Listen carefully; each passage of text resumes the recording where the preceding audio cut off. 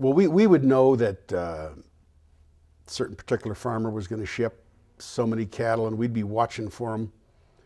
And oftentimes they would come in on a Sunday afternoon.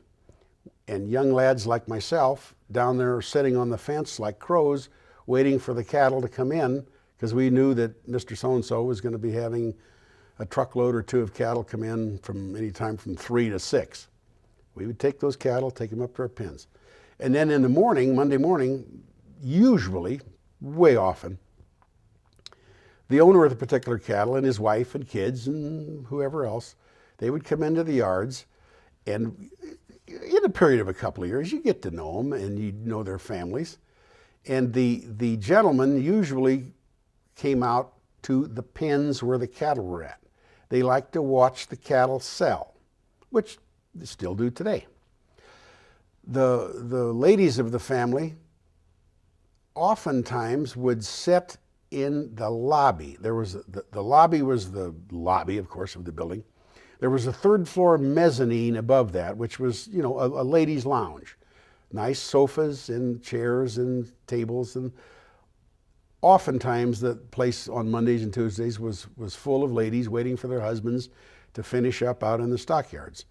Little kids sprinkled all over. The little boys would go with their daddies and their granddads, and the little girls would stay in there. Once in a while, there would be a wife would come out to see what was going on, and they usually stayed up on the high walk. Now, the high walk is just that. You didn't have to go through all the pins and the brown stuff, as we referred to it earlier. Now, this is the randy part of me would see, you know, the ladies up and the daughters up on the high walk, and the jeans were not a popular item to wear then, so there were views that were afforded to us that we, you know, being young and active, we enjoyed. Perhaps that's not what you want to hear. That's the way it was. Well, in the 50s, when I started there, I'd say 80% of the wives would come along with then, because then it was, while they were selling their livestock, their hogs or their cattle or their sheep, it was also a social function for the family. And they would come in and they would do their, take care of the livestock marketing, and then go over to South Omaha, just a block or a few blocks away, to Phillips Department Store, which is no longer there, Walgreens, Kresge's, that type place. But then they'd go downtown to Brandeis, Nebraska Clothing Company, Goldstein Chapman's were the ladies' stores. My mother was a milliner there for many years. There were another reason to go downtown for the shippers, the farmers, was a place called the Castle Hotel. I don't know if it's still there or not. It was on South 16th Street.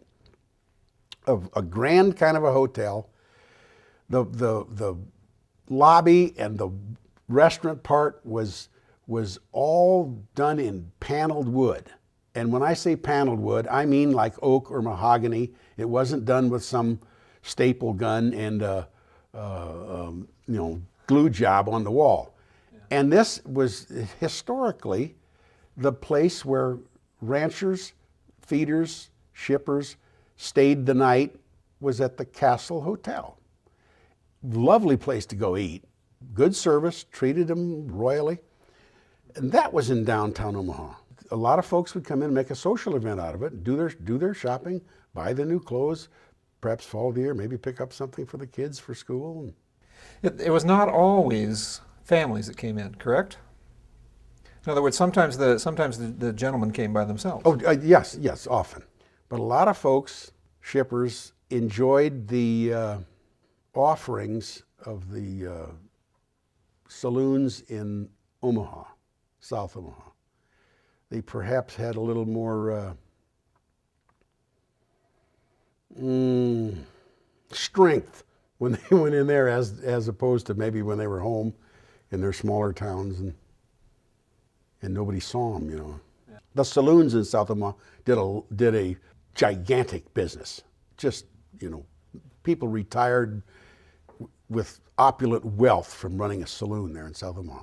There were other hotels that were real close to the stockyards as well, correct? Yes, they were. Yeah. However, they had offerings that perhaps we would avoid in pleasant company. There was the Blue Moon. It had a clientele all of its own. It was a whorehouse. What can I say? That was just one that I remember. Never was there myself. Boy, anyway, I knew where it was at. It was on about 24th and N Street. So the farmers who came into town without their families, some of them may have. Rumor has it that Rumor they has it. occasionally went there. First-hand knowledge, I'd have to speculate, and not giving to wild speculation.